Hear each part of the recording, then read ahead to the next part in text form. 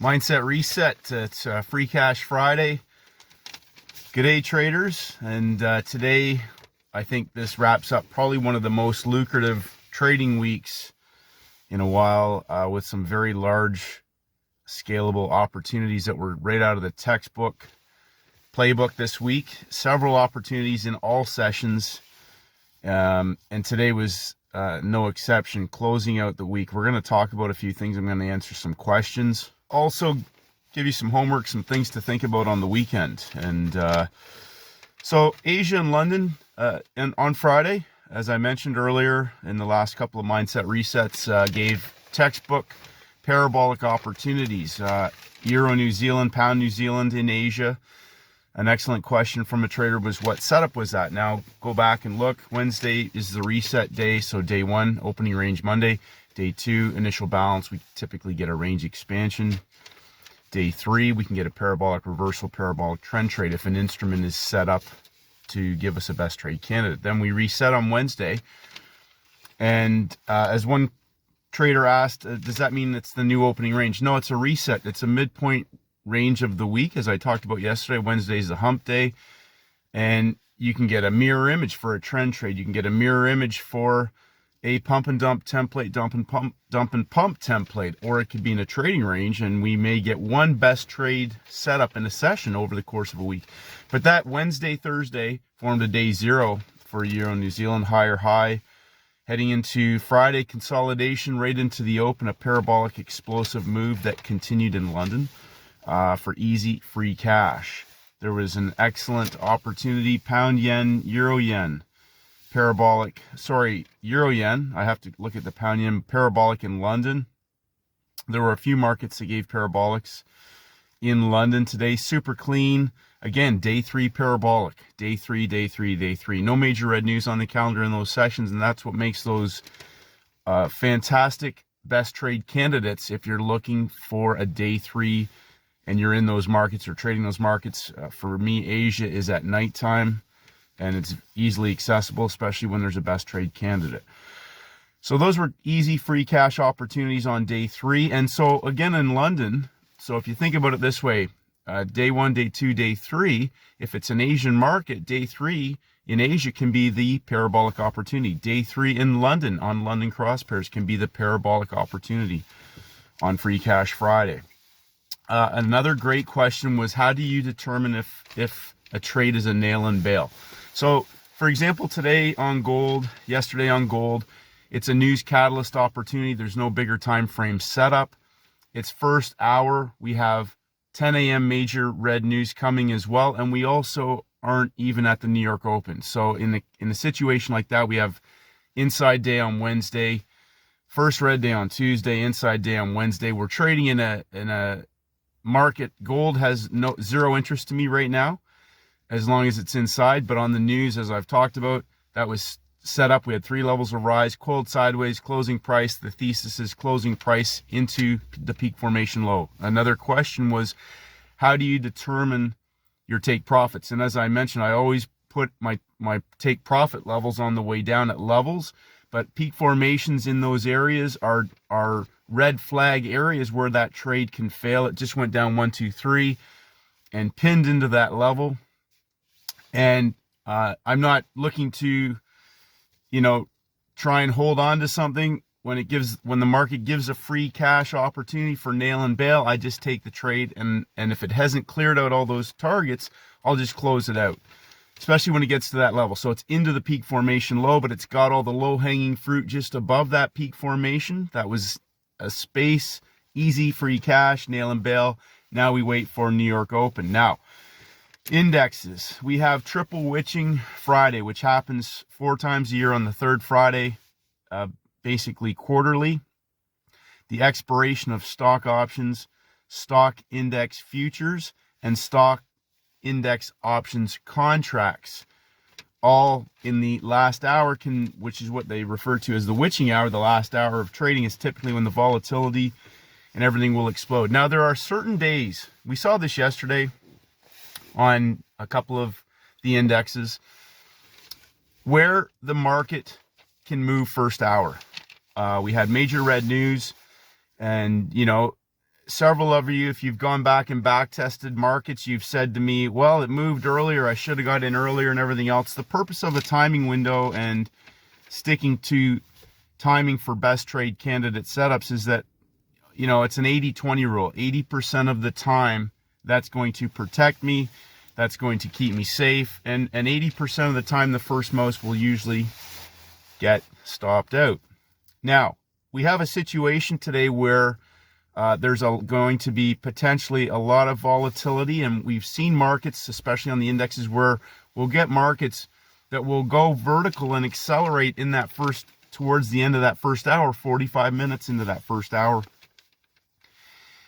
And what that can do is blow off into the open of the New York session, and that forces traders now to either have to sit and wait 1 hour, 2 hours, 3 hours, or be trading in a potentially volatile market, especially if it's any other day during the week. Now, today is Friday. Friday's the closing range of the week. It's a triple witching Friday. And when I see situations like this, we had first hour, we had first red day on DJ30, first red day on Wednesday on the NASDAQ, I believe it was, first red day on the S&P Thursday. And we have a coil sideways. We have other time frames potentially driving this market. And we now also may have a larger, bigger time frame of these markets unwinding, possibly. And when first hour shows us a setup like that, my thesis is that the institutions, the larger players, are already getting their positions already into the market or unloading them into the market. And it's an opportunity now for a fantastic first red day trade. But I was a bit late coming to this. So if you go and look, you'll see that the NASDAQ was already moving below closing price, as was the S&P. They were accelerating into that move. I missed those. I was watching them. And, you know, the DJ30 was above closing price, starting to break down. I already missed the earlier entry, but getting in now, I'm going to get in. It's coiled, and it has not taken out the low of today's low of the day levels, and we're targeting yesterday's low. I think the best trade of the three was probably the S&P was the cleanest. I think the NASDAQ was the weakest. It's demonstrated that overall weaker template since Wednesday. But a nail and bail. So here's the question on that one. In and out before New York Open. I don't want to hold on to anything. And on the DJ30, it immediately came right back up to that level, the closing price, the magnet, whereas the other two indexes did not. And so, again, my thesis is always I want to get taken out on the capitulation. That's an easy free cash opportunity on Free Cash Friday. So being prepared is a big part of that. Now, I in all honesty, wasn't fully prepared to be in that early. I should have been fully focused on those because of today's potential opportunities. So maybe a bit of luck involved in today's opportunities. Several traders nailed the indexes. A couple traders really got the S&P. Congratulations. But all three were excellent opportunities in getting in. Second hour for sure, right at the beginning of that new hour. Again, other time frame traders driving these moves. Triple witching. I haven't gone back and tested or looked at the different triple witching days. That might be something that's worth looking at. Again, similar to the 3-day weekends, there are opportunities that show up repeatedly. And when the larger template time frame setups are there, it's a great opportunity, and we can see institutional players, because now those markets can sit there. And as I made the post in the community tab, that once those markets are hanging down low, they can become very dangerous. Traders are trying to counter trend them. Traders are trying to maybe get into that move short, and they may move, but not far enough, or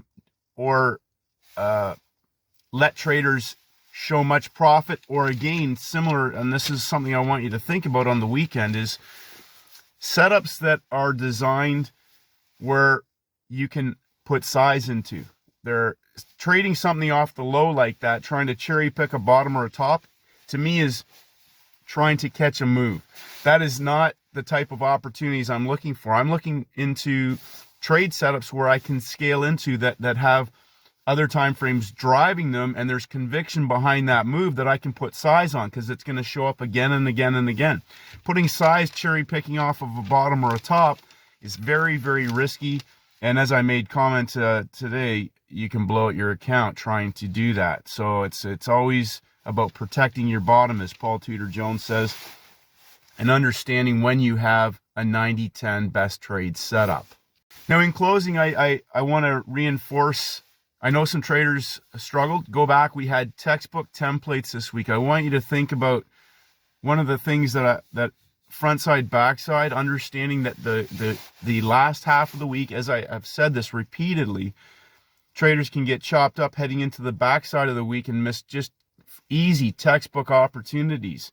And sometimes they're going to come in Asia, maybe on a Thursday, or in London on a Friday, or in the US session on a 3-session setup. Now, I wasn't fully aware in advance of the triple witching Friday, and I picked that up Wednesday or so, and you know, that can obviously affect what's going to happen with the indexes, but we have come off of all-time highs, and the opportunities this week, traders, have been huge, absolutely huge. Several traders have messaged and commented about the percentage of gain they've achieved this week, and so in closing, I want you to think about some things. Rinse, repeat, scale it up in size. Zero stress, zero emotion trading. Not being elated, not being depressed, not being overconfident, not hanging around, keep trading. Understanding rinse and repeat. Next week, doing the same thing. Zero stress, zero emotion. There's going to be nail and bails. There's going to be all-in opportunities.